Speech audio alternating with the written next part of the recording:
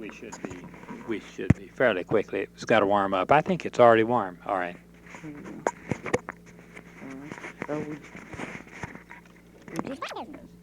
we're going. I am Anna Laurie Williams. I was born at Tonkawa, Oklahoma.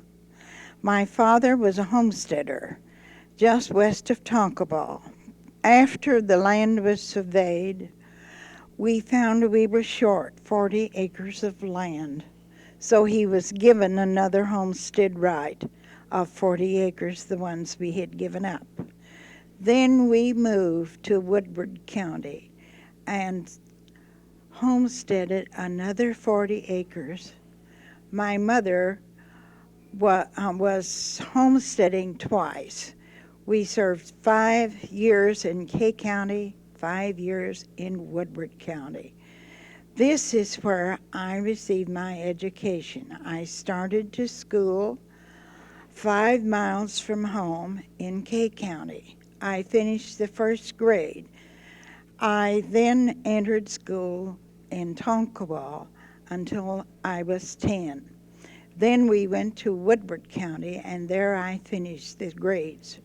There being no high school there, I returned to Tonkawa, which at that time was called the UPS, which dates back to 1907 and before statehood, which now is called the Northern Junior College. My parents were farmers. They came from, my mother was from Indiana. My father was from Illinois. They settled at homes at Arkansas City, Kansas in the early day of 1878. He made the race into Oklahoma from Arkansas City, Kansas. My mother and I made the long trek from Tonkawa to Woodward in a covered wagon. We camped by the side of the road. It was very stormy that spring, and we had our wagon loaded with wire to fence our farm. We all but one night slept in the wagon by the side of the road. Of course, there was just a trail that we followed. But one night it was so very stormy, and my mother said, I think if we could find a place where we could camp in the yard, it would be much safer because we were afraid of tornadoes. These people were very kind, and when they noticed that we had no man with us, they asked us to come in and sleep inside. And also they wanted us to eat with them, and he took care of my mother's team, which we thought was something very friendly and warm, and we've always loved them. The memory of them, they're long gone. Our recent experiment, of course, is we are interested in, my husband and I are interested in the Pioneer Museum in Woodward. We are trying to preserve the many, many things that have been thrown away and disposed of, and the children not interested, and we do hope to build this up. Each year we have many, many school children who visit our museum. There is no admission, and we have provided programs for them, and we do have various things that we keep them entertained as we go through. We also have an art department that we're very proud of, and our April month is set aside for public school art. Last year we had some 300 entries. We had art all over the building and a few on the outside. We had many, many schools, and many of them were as far as Boise City and the far northern counties. We were very proud of our children in northwest Oklahoma. We have very few hippies, a few, but they seem to be well-mannered, and we're hoping that before they have lived too many more years, they will see the light and be the rest, don't you think? You're on. Going back to when I finished my education, I returned to Woodward County from Tonkawa. And 60 years ago, this September, I taught my first rural school. It was a little 7 months in a little rural school, 7 miles from town, and I rode a pony. And I did the janitor work, and I had all eight grades, and I made the big salary of $50. And the first month, though, it was almost a blank because I spent my first check for a nice saddle, so I didn't have to ride a side saddle any longer from then on. Then I decided that rural teaching was not very profitable, so I did specialize in primary work, and I also was an Oklahoma history teacher and taught Oklahoma history for several years in the schools at Tangier and Woodward. I taught in Woodward. Then later, after I gave up the teaching profession, after my husband and I were married, I took up, he was an MD, and I took up optometry. So I was a graduate optometrist and worked for many years in the office and raised a family and educated them, and we have just gone on and on doing the little things, the community things to make a community better. To let you go. I failed to mention after our long trek from Tonkawa to Moreland, where my father had homesteaded and was waiting for us to bring the wire to fence the farm, our home there was a half dugout. Each morning, we would turn our clothes wrong side out looking for centipedes and things before we could put on our clothes. I had several jobs at this farm because I was the only boy in the family. In fact, I was the only girl, too. But one of my chores was to bring in the cow chips, and I hated to do that, and that was one time I would wear gloves because I was so afraid of the centipedes, and I had a little short-handled pitchfork that I picked them up with, and I turned each one over to make sure there was no centipede hiding anywhere, but a few times they would get in. Then another one of my jobs was to herd the cattle in the spring of the year, and I had a little Shetland pony, and the pony and I and my little shepherd dog, we'd take the cattle out in the early morning because we had a good many cattle, and we took the milk cows because they needed more care and everything than the stock cows. So I'd take the milk cows, which would be about 20, and I'd take my lunch and my dog and my pony, and we'd go out for the day. Well, I had to have something to do, and I would carry my little sketch pad, my little tablet, I called it sketch pad, and a pencil, and then I would draw. I drew many covered wagons because that was the age of our lives right then, and so many people were traveling by covered wagon. I drew many pictures of covered wagons and horses and cattle, trees and dogs and roads, trails, and always I wanted to paint, but I had no paints. But I finally, when I was about 10 or 12 years old, somebody gave me some colored pencils, and how the things I made, trees and barns, red barns I had, green trees and red cattle, because my father raised Herefords and white horses, and I thought I was a real artist. Then when I started into high school, my mother said, Now, I don't want you to go in that drawing room because they just sit there and draw pictures.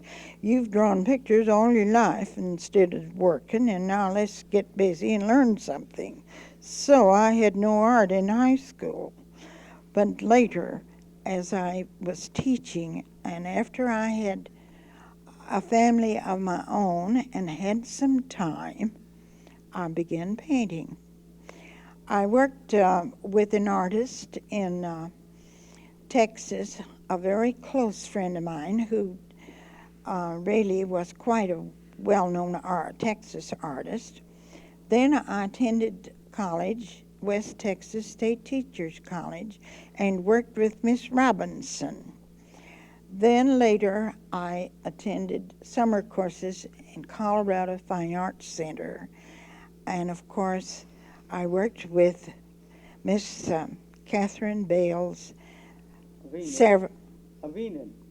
of Enid for several summers.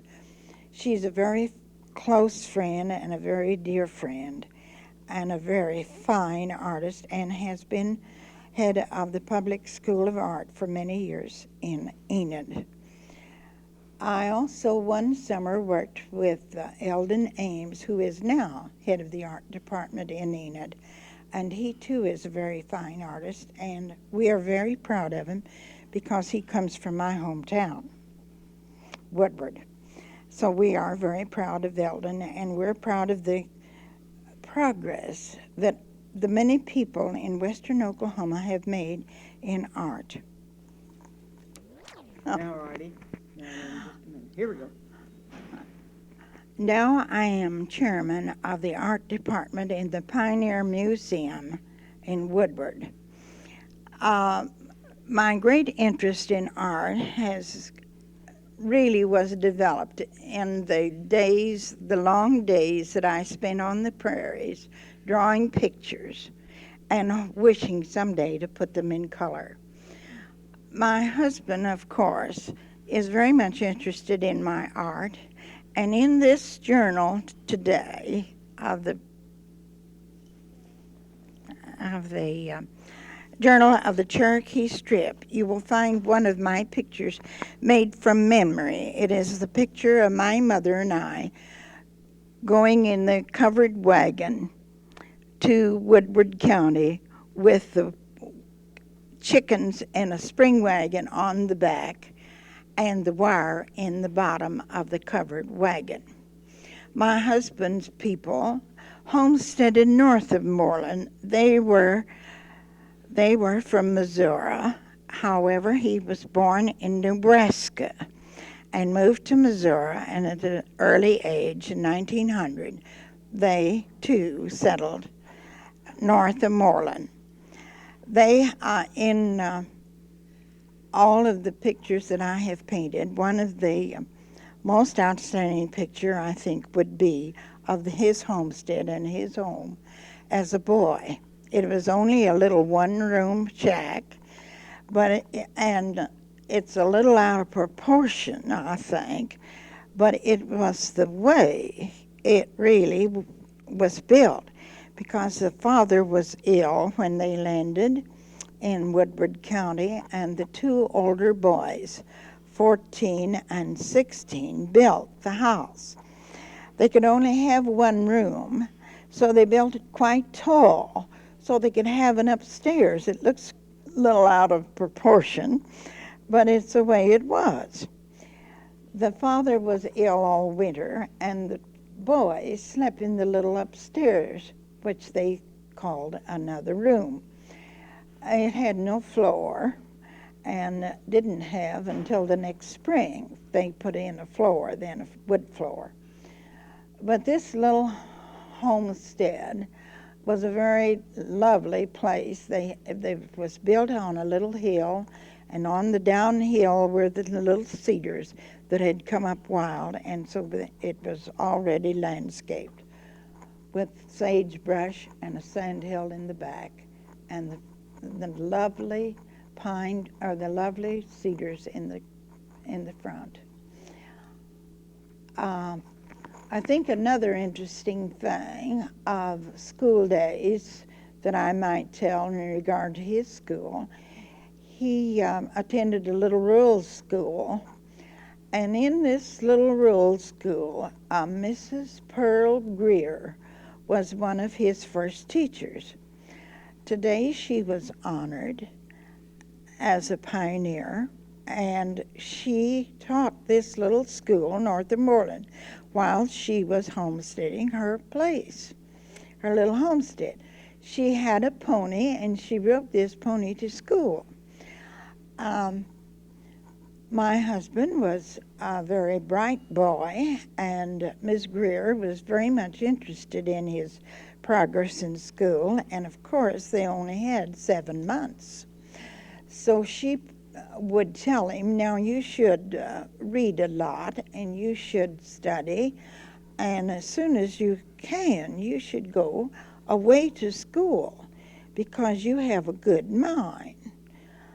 She asked him what he would like to do as an adult, and he said, well, he thought he would like to practice medicine.